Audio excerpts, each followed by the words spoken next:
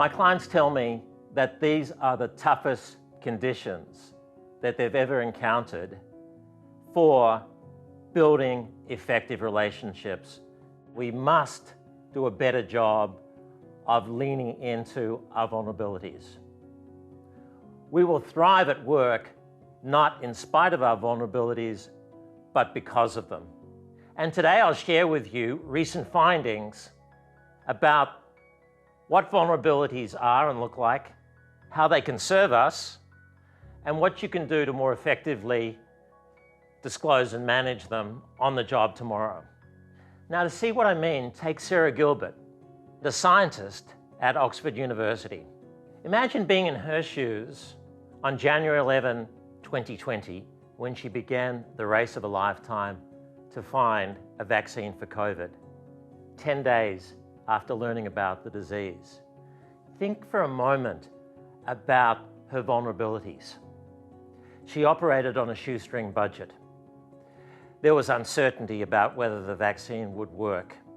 She had the eyes of the world upon her as people were dying of the disease, and she had no expertise whatsoever in producing the vaccine to the massive scale required.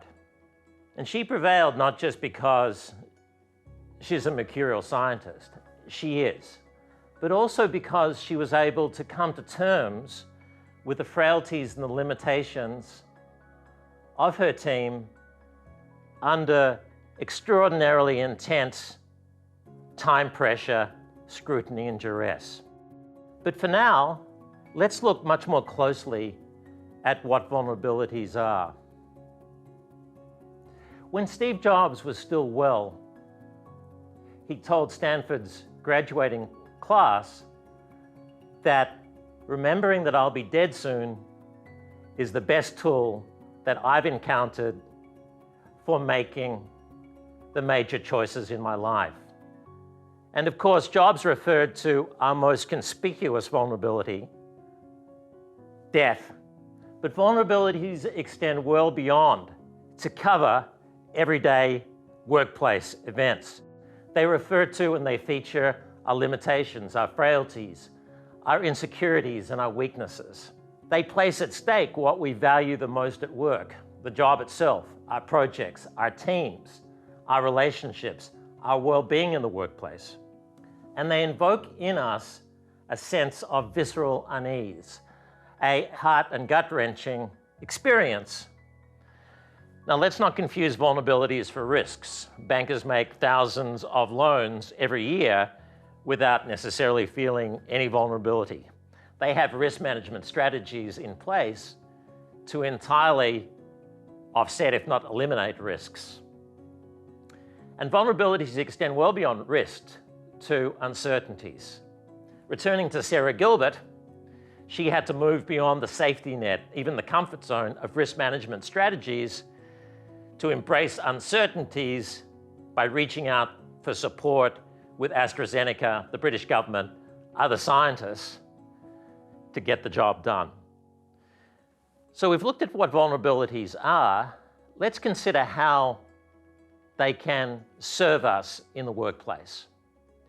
And increasingly, leading CEOs are highlighting that the management of their vulnerabilities is their number one challenge at work, because they're increasingly aware of how vulnerabilities can enable them to build better relationships through trust, through commitments, and through the demonstration of authenticity that creates support networks that will be there for us when the chips are down. So think about how vulnerability is integral to trust. In fact, trust is defined as the willingness to accept vulnerability with another based on confidence in that other. If we had nothing to lose, we would have nothing to gain by trusting another person. But the benefits of vulnerability go well beyond building trust to building collaboration and commitments.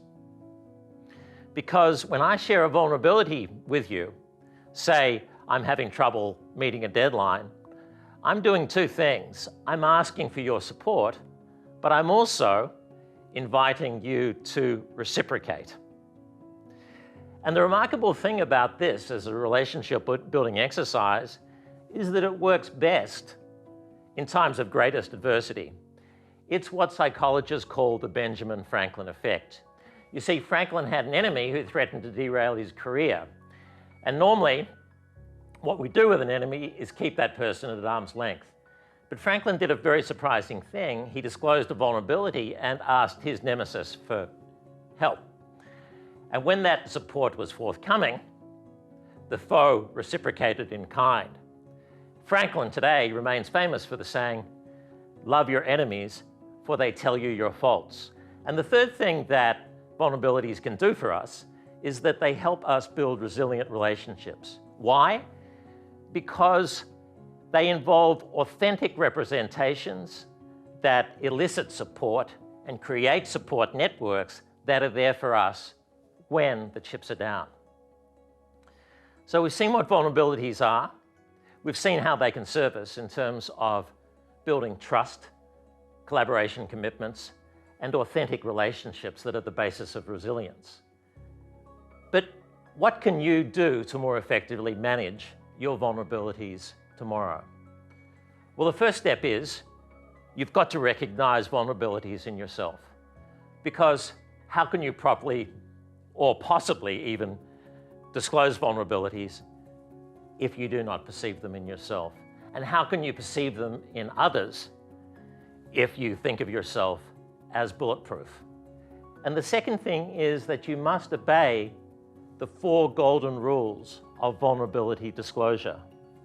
And those concern what to disclose, who to disclose them to, how to disclose, and when to disclose. So on the first point, what to disclose, think about the boundaries within which disclosure will take place. Think about safe information that you can disclose first. Be sure that you limit disclosure to professional rather than personal vulnerabilities. On the who question, the whole point about vulnerabilities is that they're a means to gain support.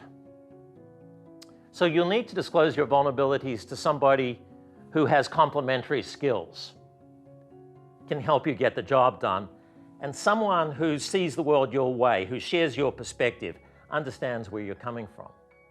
In terms of how disclosure should take place, remember the ability for vulnerability to have this reciprocal benefit. So make sure that the vulnerability loop is in place before further disclosure. It's no good unilaterally disclosing vulnerability.